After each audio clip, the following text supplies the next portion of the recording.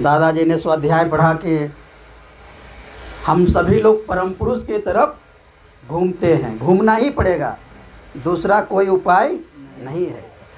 ऐसा कैसे घूमना पड़ेगा? बाबा बोलते हैं आनंद सूत्रम में, जो आनंद मार्ग का दर्शन है, सुखानुरक्ति परमा जैवे वृत्ति। सुख पाना मनुष्य का परम वृत्ति है, मुख्य वृत्ति है। सुख पाना मनुष्य का मुख्य वृत्ति है। सुख पाने के लिए ही मनुष्य सारा काम करता है। सारा काम क्यों करता है आदमी? सुख पाने के लिए। हम लोग शिमला क्यों जा रहे हैं डीएमएस में? सुख पाने के लिए, आनंद पाने के लिए। सारा काम सुख पाने के लिए करता है। धर्मचक्र भी सुख पाने के लिए। उसका आगे के श्लोक में बाबा बोलते हैं सुखम आनंदम आनंदम। सुख जब अनंत हो जाती है वो आनंद कहलाता है। और उसके आगे वाला श्लोक में बाबा क्या बोलते हैं? आनंदम ब्रह्म इत्याहु। आनंद को ही ब्रह्म कहते हैं। आनंद को ही ब्रह्म कहते हैं। देखिए बाबा एकदम सिलसिलेवार किस प्रकार से बाबा बोल रहे हैं। आनंद ही ब्रह्म है, परम आनंद भी ब्रह्म है, इसलिए परमानंद। इसलिए आदमी सुख के चारों तरफ घूम रहा है, इसका मतलब आदमी परमात्मा के चारों तरफ घूम रहा है। और समझ करके घूम रहा है, मतलब आनंद के चारों तरफ घूम रहा है, परमात्मा की तरफ घूम रहा है। लेकिन शुरुआत में आदमी क्या करता है? तामसिक सुख की तरफ घूमता है। शुरुआत में आदमी अज्ञानतावश क्या करता है? सभी मनुष्य तामसिक सुख के तरफ ज़्यादा अट्रैक्ट होता है, आकर्षित होता है। क्योंकि तामसिक सुख क्या करता है? आदमी को तुरंत सुख देता है, तुरंत इंस्टेंट सुख देता है तामसिक सुख। इसलिए उसकी तरफ तुरंत झुक जाता है। अब तामसिक सुख क्या है? शराब पी लिया, एकदम 1 घंटा मस्त हो गया, एकदम साधना जैसा मस्ती। आपको 1 घंटा में एकदम सब भूल जाएंगे, सारा चिंता खत्म, सारा टेंशन खत्म 1 घंटे में ही। फिर 1 घंटा के बाद खत्म भी हो गया। है ना? तो ये तामसिक सुख हुआ, है ना? उसी प्रकार मीट मछली खा लिया, है ना, तो उसमें भी लोगों को बहुत मज़ा आता है, आनंद आता है। लेकिन तामसिक सुख में क्या होता है? वो अपना भी क्षति होता है और दूसरों का भी क्षति होता है, और थोड़ी सी सुख मिलता है। अपना भी हानि हो रहा है, दूसरे का भी हानि हो रहा है, और थोड़ी सी सुख मिल रहा है तामसिक सुख में। और ये स्वार्थ पर आधारित होता है, केवल अपने लिए सोचता है, अपने लिए सोचता है, दूसरों के लिए। दूसरा भले जहन्नुम में जाए, दूसरे का कुछ भी हो जाए, दूसरे का हानि भी हो जाए, उससे उसका कोई मतलब नहीं है तामसिक सुख में।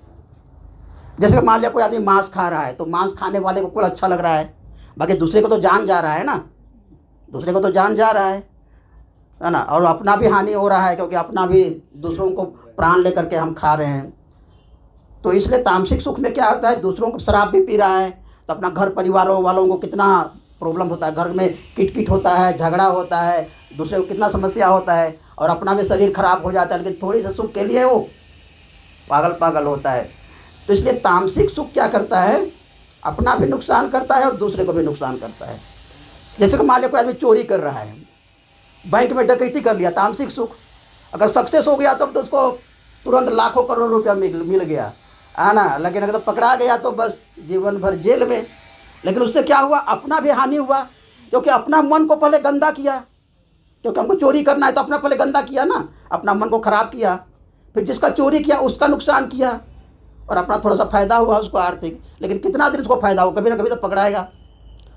तो इसलिए जो तामसिक सुख होता है उसका बहुत नुकसान है, अपने लिए भी नुकसान है, दूसरे के लिए भी नुकसान है। और तामसिक सुख से क्या होता है? तामसिक सुख से क्या होता है? उसका इस जीवन भी खराब होता है। मान लीजिए कोई आदमी शराब पी रहा है, घूस ले रहा है, चोरी कर रहा है, तो कौन उसको अच्छा बोलता है?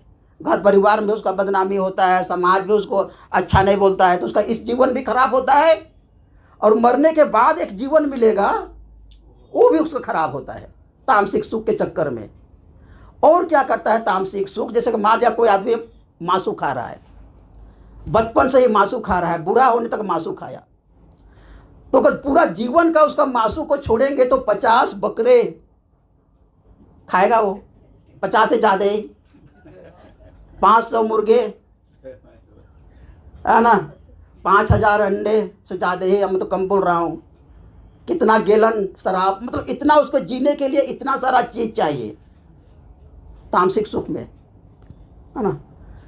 तो कितना और फिर कुछ कुछ हो जाता है तो बोला परमात्मा हमने क्या किया था, ये ऐसा हो गया हमको, है ना, हमने क्या किया था कि ऐसा हो रहा है मेरे साथ। तो इसलिए यदि वो जीवन के अंत में देखता है तो अपने जीने के लिए वो कितना सारा चीज़ों को नुकसान करता है, प्रकृति के साथ और जीवों के साथ कितना सारा चीज़ों का नुकसान करता है। लेकिन आदमी अभी इसी सुख के पीछे दौड़ रहा है। अब दुनिया में नज़र उठा करके देखते हैं तो सब जगह इसी सुख के पीछे पागल है आदमी। तो इसलिए तामसिक सुख के पीछे जो ज्ञानी लोग हैं, जो बुद्धिमान लोग हैं, जो साधक लोग हैं, उन लोगों को तामसिक सुख के पीछे नहीं भागना चाहिए। दूसरी प्रकार का सुख है राजसिक सुख। राजसिक सुख में क्या होता है, आदमी रोमांच चाहता है, रोमांच, एडवेंचरस, साहसी। वो क्या करता है, एवरेस्ट पर चढ़ाई करता है, एवरेस्ट पर चढ़ने के लिए जाता है ना। इतना कष्ट होता है उसको चढ़ने में, इतना परेशानी होता है, वहाँ पर पूरा बर्फ लगा हुआ है, चढ़ने के दरमियान में वो मर भी जाता है, कितने लोग गिर जाता है, बहुत कम लोग सक्सेस होता है, लेकिन चढ़ने के बाद उसको बहुत मज़ा आता है और उसका बहुत नाम भी होता है, बहुत यश भी होता है। तो इसको बोलते हैं राजसिक सुख। कोई प्लेयर है, खिलाड़ी है, ना, खेलता है, जीतता है तो कितना उसका समाज में नाम होता है, इज्जत होता है, प्रतिष्ठा होता है। तो इसको बोलते हैं राजसिक सुख। और राजसिक सुख क्या बोलते हैं, पैराग्लाइडिंग वगैरह करते हैं, बहुत ऊपर लोग जाते हैं, पहाड़ वगैरह में ट्रैकिंग करते हैं और ऊपर से कूदते हैं पंख लगा करके, तो उस समय उसको बहुत मज़ा आता है, रोमांच आता है। अभी मैं एक न्यूज़ कल पढ़ रहा था कि सुनीता विलियम्स कल आई अंतरिक्ष से, जेट से आई हो, लेकिन मैं एक न्यूज़ पढ़ रहा था कि एक आदमी जो है ब्रिटेन ना कहीं का था, वो वहाँ से छलांग लगाया 39 किलोमीटर ऊपर अंतरिक्ष से, स्पेस से।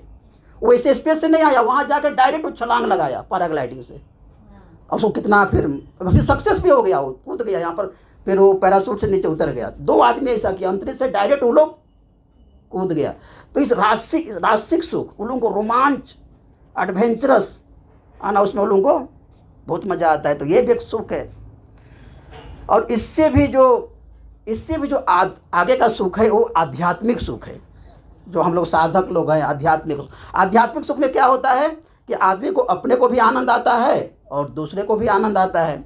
उसका जीवन क्या होता है, एकदम नुकसानदेह नहीं होता है किसी के लिए, सबके लिए भलेमंद होता है और उसी में वो आनंद खोजता है। उसका पूरा जीवन, तो जब सृष्टि का प्रथम अक्षर अ उ म बनता है और ये सृष्टि जब आगे बढ़ती है और यही जो अ उ म मिक्सिंग और मल्टी मिक्सिंग होकर के फिर स्वर वर्ण की ध्वनियाँ बनती है, जैसे कि अ आ ई उ ऊ ए ऐ ओ औ अंग अ री री री री, इस प्रकार की जो ध्वनियाँ स्वर वर्ण की बनती है। तो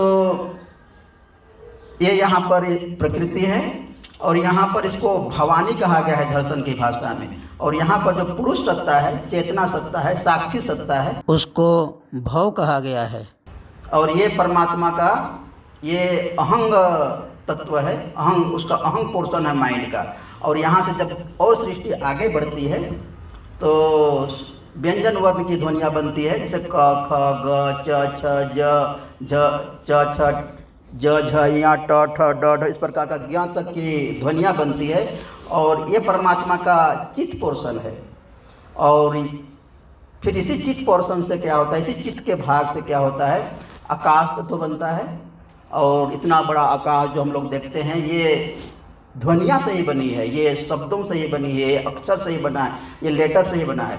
और जहाँ भी ध्वनिया होती है, जहाँ भी कोई शब्द होता है, ध्वनि होती है, वहाँ पर उसका एक कलर्स होता है, एक रंग होता है और उसका एक शेप भी होता है, एक आकार भी होता है।